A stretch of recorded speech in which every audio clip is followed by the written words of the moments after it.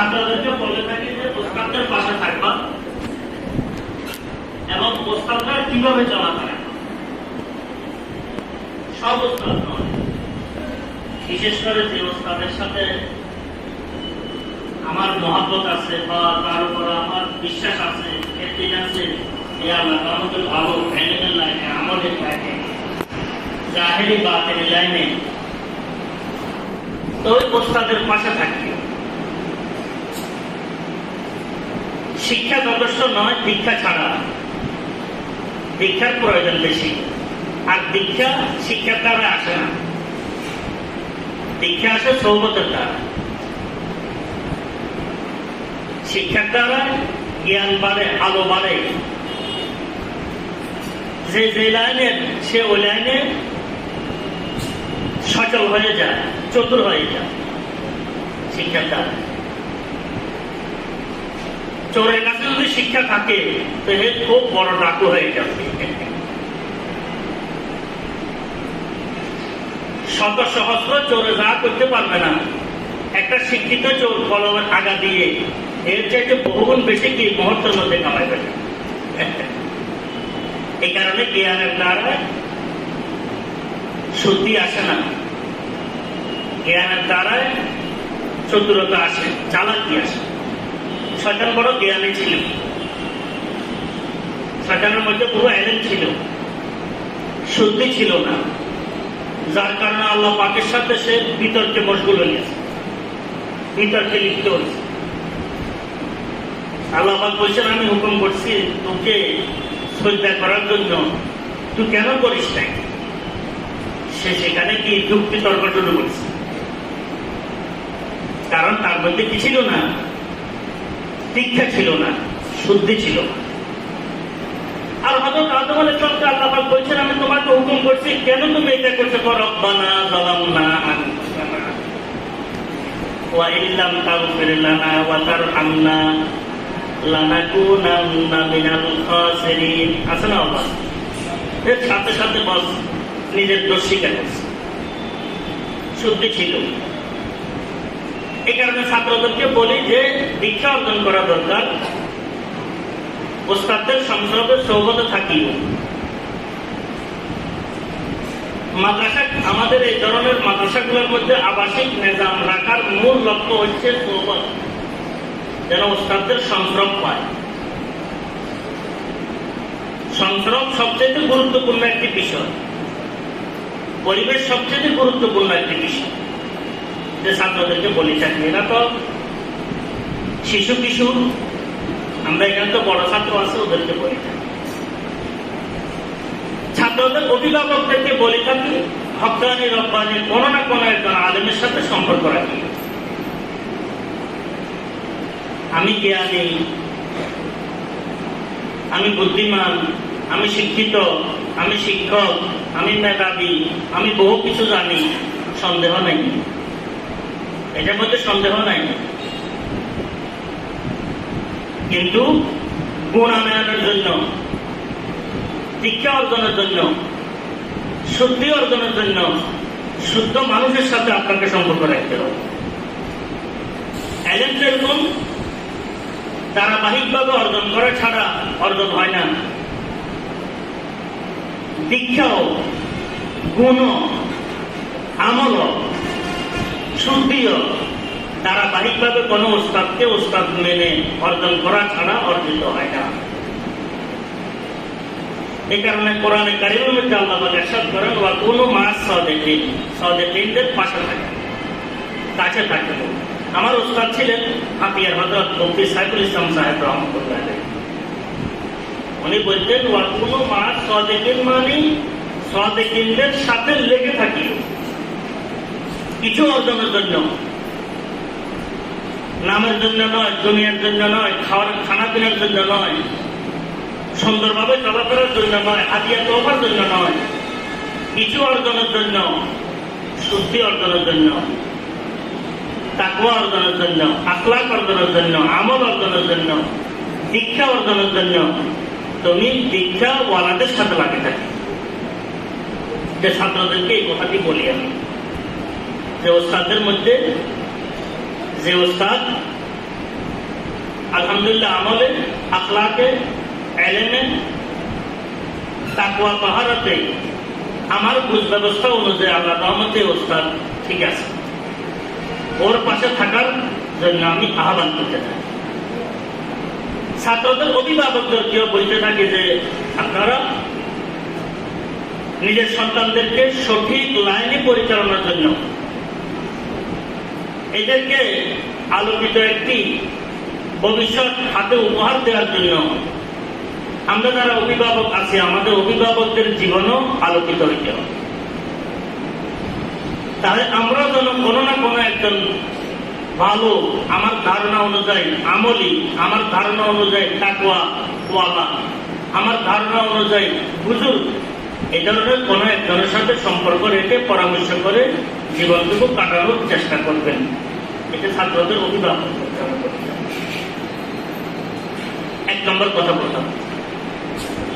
2 নম্বর কথা, এই মাদ্রাসা এটা 2 নম্বরের মাদ্রাসা, মানে 3য় নম্বরের মাদ্রাসা। আসল মাদ্রাসা কিন্তু ঘরের পরিবেশ। ঘরের পরিবেশ হচ্ছে আসল মাদ্রাসা।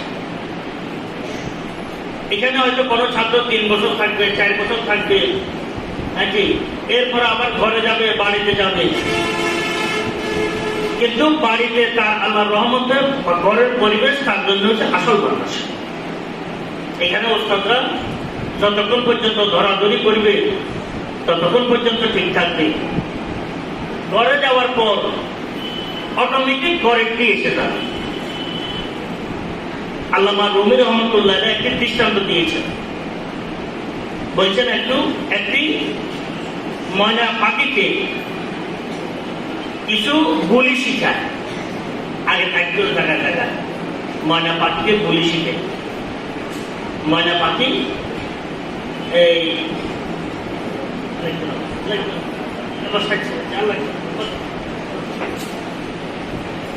পাখি হলো করার সমস্যা, লম্বা হইলে আরেক সমস্যা। তো ময়না পাখি কিছু বুলি শিখায়। কোনো সমস্যা বুলি শিখায়, কিন্তু বুলি শিখাকে এটা হচ্ছে সাময়িক। কিন্তু ময়না পাখির উপরে যদি কোনো আক্রমণ এসে যায়, কোনো বিড়ালের ঝাপটায়, তখন সে বুলি ভুলে যায়, তখন টি শুরু করে দিবে। আসলটা চলে আসে, আসলটাই চলে আসে। আমাদের এই ছাত্রদেরকে মানুষ হিসাবে গড়ে উঠাইতে হইলে আমাদের ঘরের পরিবেশ আসল মাদ্রাসা, এটাকে আলোকিত মাদ্রাসা হিসাবে আমরা করতে হবে। আমার অভিজ্ঞতার কথা আপনাদের সামনে আলোচনা করতেছি। 3 মাস আমাদের এখানে থাকে, বছরে 3 বার ছুটি হয়, কথার কথা সাধারণ। 3 মাস আমাদের এখানে পড়ালেখা করে, ছাত্ররা পড়ালেখা করতেছে ভালো, আমল আখলাক সব ভালো। 5 দিন ছুটি দিছি আমরা পরীক্ষার পর। 5 দিন বাড়ি থেকে এসে বাড়িতে থেকে সবার এখন আমরা ছাত্রদেরকে জিজ্ঞেস করি যে তুমি কয় ওয়াক্ত নামাজ জামাতের সাথে আদায় করছো? এই বলে যে নামাজ জামাতের সাথে তো পরের কথা, সমমত তো করতে পারে। বাড়িতে গেছে, আড্ডা করে গেছে, সমমত কি নামাজ পড়তে পারে নাই, কথা হয়েছে, কথা আদায় করছে, ওকে কথা আদায় করার সুযোগ পায়। তাহলে এই ছাত্রটি আসলে আলোকিত জীবন প্রাপ্ত হয় ঘরের পরিবেশের কারণে। এখানে যে ওস্তাদরা আছেন, এই ওস্তাদরা হচ্ছেন 2য় নম্বরের পর্যায়ের শিক্ষক। আসল শিক্ষক হচ্ছে কি মা এবং বাপ। কারণ একটা সন্তান মায়ের স্বভাবে স্বভাবই হয়, রক্তের হিসাবে, বাপের স্বভাবে স্বভাবই হয়, রক্তের গুরু হিসাবে, রক্তের বন্ধন হিসাবে। মায়ের বাপের রং পায়, ঢক পায়, চলাফেরার দিশে তার মধ্যে এসে যায়।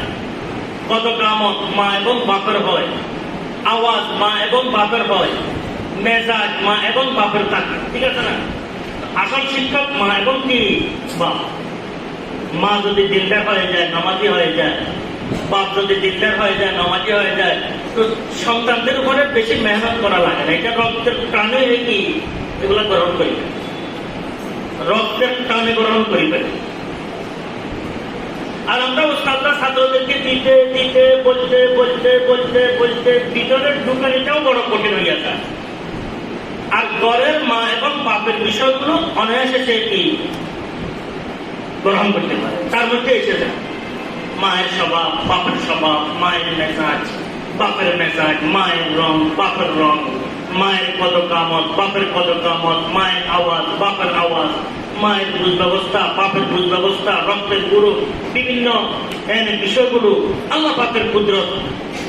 মা এবং বাপের বিষয়গুলো প্রায় সন্তানটা বেশি। আমি যে আয়াতে কারিমা আপনাদের সামনে তেলাওয়াত করেছিলাম, এই আয়াতে কারিমার মধ্যে এই বিষয়টিকে খুব গুরুত্ব দেওয়া হয়েছে। বলছে প্রথমে তোমরা ঠিক হয়ে যাও, তোমরা ঠিক হয়ে যাও প্রথম। কু আনফুসাকুম, এরপরে ও আহলিকুম নারা, তোমাদের আওলাদ ফরজন্দকে তোমরা হেফাজত করো জাহান্নাম থেকে। অল্প মেহনতে ভালো ফল হাতে এসে যাবে। মেহনত কম কিন্তু ফল আসবে কিন্তু খুব ভালো। এই কারণে আমরা অভিভাবক যারা আছি, মহিলা পুরুষ, আমরা নিজের জীবনকে আমাদের সন্তানদের সুন্দরভাবে গড়ার জন্য, সন্তানদেরকে মানুষ হিসাবে গড়ার জন্য, সন্তানদেরকে হুজুর আকরাম সাল্লাল্লাহু আলাইহি ওয়াসাল্লাম সহ সমস্ত নবীদের ওয়ারিস হিসাবে গড়ার জন্য আমরা যেন কি নিজেরা ঠিক হইয়া যাই। আসল শিক্ষক কিন্তু আসলে মা এবং বাপ, দাদা দাদি, নানা নানি, আত্মীয় স্বজন আসল শিক্ষক, এক নম্বরের শিক্ষক। আসল পরিবেশ কিন্তু ঘরের পরিবেশ, আসল মাদ্রাসা ঘরের মাদ্রাসা। আমি এই দুটি কথা বললাম আপনাদের। তৃতীয় নম্বর বিষয়, প্রত্যেকটি জমানায় কিছু বিষয় এসে যায়, ওই বিষয়ের সাথে মানুষ অনায়াসে সহজে স্রোতের ন্যায় বেচতে যায়। কিছু কিছু বিষয় প্রত্যেকটা জমানায় কিছু কিছু পরীক্ষা নিরীক্ষার বিষয়গুলো এসে যায়। এটা তুফান বলেন, ঘূর্ণিঝড় বলি, গুন্ডি বলি, যেটা বলি কোনো নেই, কিন্তু প্রত্যেকটি সময় কিছু বিষয়গুলো পরীক্ষার আসে, ইমানি পরীক্ষার বিষয়গুলো আসে। একেবারে হুজুরে আকরাম সাল্লাল্লাহু আলাইহি ওয়াসাল্লাম জমানা হইতে নিয়ে এখন পর্যন্ত এই মাঝে মধ্যে দেখবেন একটা বিষয় ঘটে গেছে, এই বিষয়ের ভিতর দিয়ে বহু মানুষ মজবুত আছে আর বহু মানুষ হাতছাড়া হয়ে গেছে, ইমান হারা হয়ে গেছে, সহি আকীদা হারা হয়ে গেছে, বহু মানুষ এমন বহু হয়ে থাকে। তো বর্তমান আমাদের সন্তানদেরকে মানুষ হিসাবে গড়ে তোলার পথে সবচেয়ে বড় যে বাধা, এই বাধাগুলোর মধ্যে একটি বাধা হচ্ছে বড় মোবাইলের ব্যবহার। আমাদের সন্তানদের বড় মোবাইলের ব্যবহার কোনো দরকার নেই। ধরেন এই সন্তানটার কোনো বড় মোবাইলের দরকার নেই, এই সন্তান কোনো দরকার নেই, কিন্তু এই যখন মোবাইল পাবে, এমনি তো হচ্ছে নাচনি বুড়ি, আরো পায় ঢোলের বাড়ি, সে কাকে ঠেকাতে কেউ পারে না। আর এটার জন্য আমি মা, আমি বাপ, আমি কি মুরব্বীরা দায়ী। আমি দিয়ে দিয়ে দিয়ে দিয়ে তাকে কি অভ্যাস করছি, মায় তাকে মোবাইল দিয়ে খানা খাওয়ায়, মোবাইল দিয়ে মায় ঘুমায়, ছেলেরা মোবাইলে খেলে, খেলা দেখতে দেখতে তার বেলা শেষ, একসময় তার শক্তি সামর্থ্য পর্যন্ত সে কি হরণ করি ফেলে, তার আসলেই পায়। এরকম ঘটনা করলে তো বহু ঘটনা, ওইদিকে আমি যাইতেছিলাম। এখন বর্তমানে যে সমস্ত বিষয়গুলো আমাদের সন্তানদেরকে মানুষ হিসাবে রূপান্তরিত করার জন্য, বানানোর জন্য যে বাধা, এই বাধার মধ্যে বড় বাধা হচ্ছে বড় মোবাইল। বড় মোবাইল থেকে আমাদের সন্তানদেরকে আমরা দূরে রাখবো।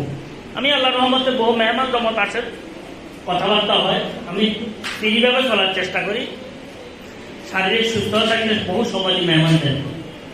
কয়েকজন মেহমান আমাকে বলছেন, একজন ব্যবসায়ী বলছে, হুজুর এই মোবাইলটি আমার, দুটা মোবাইল আছে, তো আমার পরিবারের, আমার মেয়ে, আমার ছেলের বা কারো ক্ষমতা নাই যে মোবাইলের দিকে থাকে। এটা আমি কাজের জন্য রাখছি, আমি মোবাইল রেখে দিব, কারো ক্ষমতা নাই, শক্তি নাই, সাহস নাই যে আমার এই মোবাইলটাকে হাতে, সে আমার পরিবার হোক, সে আমার ছেলে হোক, সে আমার মেয়ে হোক, বড় হোক ছোট হোক, তো কারো কি নাই, সাহস নাই। কে আমার এটা ধরবে? আমার কাজের জন্য আমি গেছি, এই মানুষটাকে আমি পাইছি। এই বলছে আমাকে, হুজুর আমার পরিবার পর্যন্ত দিকে চাইতে তাকাতে পারে না। আমি পরিবারকেও বড় মোবাইল দিই নাই, কারণ বড় মোবাইলের কারণে পারিবারিক সম্বন্ধ নষ্ট হইয়া যায়, ধ্বংস হইয়া যায়, দুর্বল হয়ে পড়ে। বিভিন্ন রং তামাশার দিকে তাকাতে তাকাতে নিজেরটা ভুলে যায়, তো পরেরটা নিজেরটাও হারিয়ে ফেলে। কাউকে বলে কারণ ময়ূরের নাচ শিখতে যায়, নিজেরটাও হারিয়ে ফেলছে। হয় এমন সাধারণ পারিবারিক বিষয়গুলো নিজেরটাই আমরা হরণ করি। তো বলছে মহিলাদেরকে তো দেওয়ার, পরিবারেরও তো দেওয়ার প্রশ্ন আসে না, আমার ছেলে মেয়েদেরকে আমি দিই না, এবং এটা ধরার মতো সাহস কারো নাই, আমি এটা রাখি দিব, কারো সাহস নেই এটা ধরতে। আরেকজনে বলছে হুজুর এই মোবাইল আমি ব্যবসার জন্য রাখছি, নিজের উপরও আমি বিধি নিষেধ খুব লক্ষ্য করি, যেন অপব্যবহার, অতি ব্যবহার যেন না হয়। অপব্যবহার যেরকম খারাপ, অতি ব্যবহার খারাপ। খারাপ জ্ঞান যেরকম খারাপ, বেশি জ্ঞানও খারাপ। কথাটি বুঝতে পারছেন? অতি জ্ঞান যদি হয়ে যায়, অতি জ্ঞান হলে সে চোখে কারোর দেখে না, অতি জ্ঞানও খারাপ। আজকে ওলামাদের থেকে মানুষ দূরে সরতেছে, ছাত্ররা ওস্তাদ থেকে দূরে সরতেছে, এই বলার কারণে, এটার কারণে। এটার থেকে শুনি শুনি দেখি দেখি ওস্তাদদের ইজ্জত, আজমত, মান, সম্মান এনে হরণ হয়ে যাচ্ছে, বেয়াদবি আসি যেতেছে, আদব বিদায় দিতেছে। ওস্তাদকে ওস্তাদ মনে করে না, বাপকে বাপ মনে করে না, মাকে মা মনে করে না, স্বামীকে স্বামী মনে করে না, স্ত্রীকে স্ত্রী মনে করে না, সব এলোমেলো হয়ে গেছে। এই শুধু এটার কারণ, এই বড় ওস্তাদের কারণ। উনি বলছেন আমি মোবাইল দুটো রাখছি, আমার ব্যবসা রাখতে হয়, আমি বাধ্য, কোনো সন্দেহ নাই, যাদের দরকার। কিন্তু আমি ঘরের মধ্যে এনে ডয়ের মধ্যে রেখে তালা মারি, ছাবি আমার কাছে, বলছে ঘরের মধ্যে আমি এক কিছু না। আসলে এই ধরনের মানুষগুলো আসলে দূরদর্শী। আমার মা বোনদেরকে আমি বলবো, আমরা যেন মোবাইল নাই রাখি, দরকার না হলে, প্রয়োজন হয়েছে রাখলাম, অতি ব্যবহার, অপব্যবহার থেকে যেন নিজেদেরকে দূরে রাখি। এটার দ্বারা মন নষ্ট হয়, চোখ নষ্ট হয়, কান নষ্ট হয়, তন নষ্ট হয়, ঘুম নষ্ট হয়, শক্তি নষ্ট হয়, স্বাস্থ্য নষ্ট হয়, সুস্থতা নষ্ট হয়, সব নষ্ট হইয়া যায়, আমলও নষ্ট হয়। ইহকালও বসম হারিয়ে যায়, পরকালও হারিয়ে যায়, কিছুই থাকে। আর এই যে কচি কাঁচা সন্তান, এই কচি কাঁচা সন্তানরা যদি এই বিষয়টি পায়, তাহলে এরা বেশি নষ্ট হয়ে যায়। তো আমি কথাগুলো বলার উদ্দেশ্য হয়েছে, আমরা যেন নিয়ন্ত্রণ বিধি আমরা কি প্রতিষ্ঠা করি। আমরা এই সন্তানদের আসল উত্তর, আমরা এই সন্তানদের আসল মাদ্রাসা আমাদের ঘরের পরিবেশ। কোরআনের হাফেজ বানাইলাম, এটা বড় কথা নয়, এটা বড় বিষয় নয়। আমলি হাফেজ হওয়া বড় বিষয়, বড় এলেমওয়ালা হওয়া বড় বিষয়। হাফেজ বানাইলাম, উল্টা চলল, লাভটা কি হইল, আরো বদনামি হইল। একজনকে দেখে 10 জন কি নষ্ট হইল, কি হইল জিনিসটা। তো এই কারণে আমি এই 3 নম্বর কথা বললাম। 4 নম্বর কথা হচ্ছে, সাধারণত ঘরের মধ্যে, বাড়ির মধ্যে বেপরদিগির বিষয় আমাদের খুব বাড়ি গেছে। গণপর্দা পশিদার নিজাম সাধারণত আমরা চিন্তাও করি না। তো এটার দ্বারা আসলে আমাদের প্রজন্মের ক্ষতি হইতেছে, প্রজন্ম নষ্ট হইতেছে, আমরা তো চিন্তা করি না। কে কার সাথে কতটুকু পর্দা, শরীয়তের কি বিধান, কি নিয়ম, কি নিজাম, এগুলো সাধারণত আমরা চিন্তাও করি না। যার কারণে আমাদের সন্তানরা আমাদের থেকে শিখতে পারে না। হাদিসের মধ্যে পর্দার বিষয়টি পড়ে, কোরআনের মধ্যে পর্দার বিষয়টি পড়ে, ফেকার মধ্যে তন্ন তন্ন করে সে পড়ায়, কিন্তু ঘরে গেলে পর্দা। কারণ পড়ার দ্বারা কাজ হয় না, দীক্ষার দ্বারা কাজ। আমরা চট্টগ্রাম পড়াইতাম ছেলেদেরকে, ছোট ছোট ছেলে, তো এরা পড়তো ছগাছা গল ছল, ছগাছা গল ছল। ঠিক দেশে ছাগলের কি কয়, চল কয়, কিন্তু বানান ঠিক আছে, লেখো ঠিক আছে, পড়া কি উচ্চারণ ভুল। আমাদেরও হাফেজ হলে লাভ কি, আলেম হলে লাভ কি? ঘরে যায় দেখেন পর্দা পুরুষের নিজাম, পর্দা পুরুষের কোনো কি নাই, নিজাম নাই। যার তার সাথে যেভাবে সেভাবে কথাবার্তা বলতেছে, গল্প গুজবে লিপ্ত, হাসি মাঝতে লিপ্ত। তাহলে এই আব্বা, এই আম্মা, এর দ্বারায় ছাত্ররা, সন্তানরা কি শিখবে? মা তো এমন হওয়া দরকার, এমন ভারসাম্য রাখা, ভারসাম্য ধারণকারিণী হওয়া দরকার, যে তাকে দেখে তার যেন কি মেয়েরা যেন ঠিক হইয়া যায়। মা যদি অন্যের সাথে গল্প গুজব, হাসি মাতি, যাওয়া আসা কোনো বেপরোয়া চলে, তো মেয়েরাদেরকে আর শিক্ষা দেওয়া লাগবে না, যত শিক্ষা দিলেও লাভ হবে না। মায়েরটাই কি মেয়ে পেয়ে যাবে, মায়েরটাই। বাপ যদি গল্প গুজব, হাসি মাতি, কোনো রকমের পর্দা পুজদার নিজাম কিছু নাই, তো ছেলে আর বলা লাগবে না, ছেলে মেয়ে এইটাই শিখবে।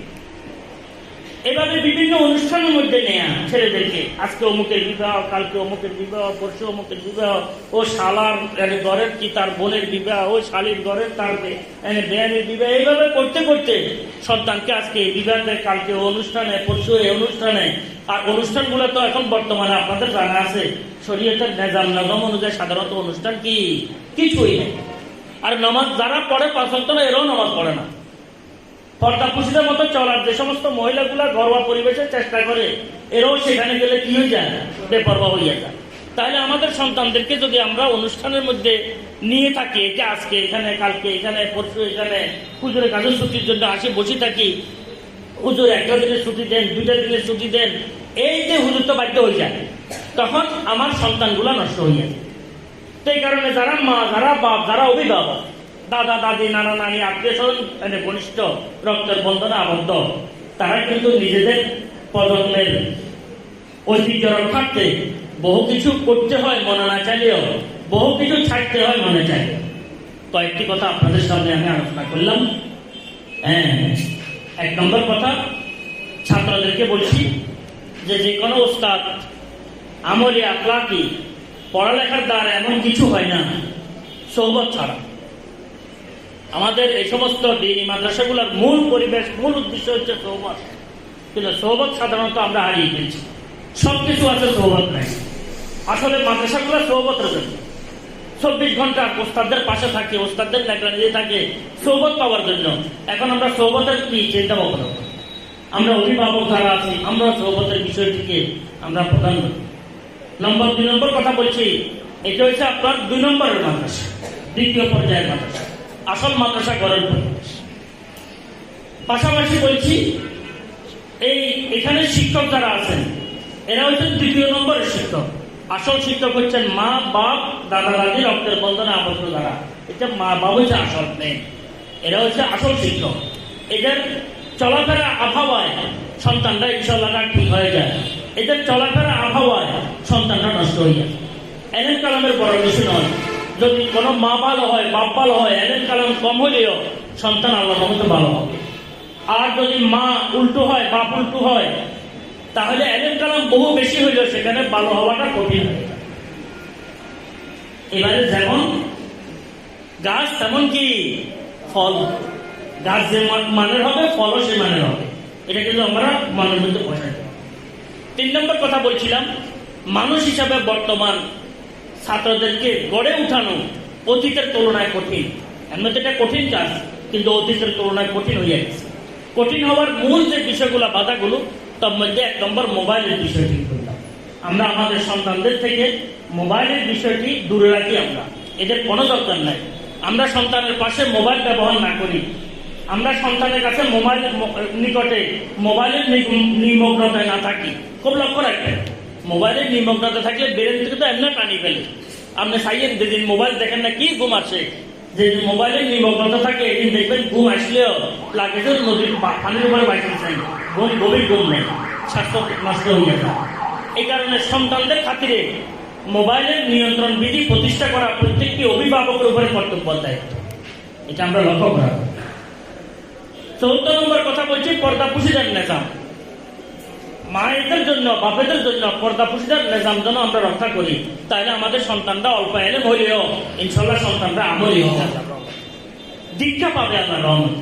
আর যদি আমাদের হ্যাঁ, যদি পর্দা পুষিদের নিজাম রক্ষা না করি, মন মতো চলি, তাহলে আমাদের সন্তানরা বহু এলেমের অধিকারী হইলেও ওই যে গাছ ফলেই মানে হবে। 5 নম্বর কথা বলছি, বিভিন্ন রকমের অনুষ্ঠানে ছুটে ছুটে দৌড়াদৌড়ি, এটার কারণে সন্তান নষ্ট হয়, সন্তানের মানসিকতা নষ্ট হয়। যত বড় হয় তার চোখ মুখ খুলে যায়, খুললে তখন দুনিয়ার বিষয়গুলো তার সামনে এসে যায়। তখন যখন দুনিয়ার বিষয়গুলো আছে রং তামাশার, সে তখন পড়ালেখার দিকে আর তার মন বসে না। এটা আমরা অভিভাবক না, এটার জন্য দায়ী। এই কারণে আমিও বাদ দেওয়ার দরকার, যাব না, আমি মা যাব না, আমি বাপ অংশগ্রহণ করবো না সন্তানদের সাথে। যদি যেতে হয় চুরি করে যাব, সন্তানকে নিয়ে যাব। 5টি কথা আমি আপনাদের খেদমতে অনুরোধ করলাম। আল্লাহ পাক আমাকে আমাদেরকে সবাইকে সঠিক বিষয়গুলো বুঝার এবং এগুলোর উপরে চলার আমল করার তৌফিক দান করেন।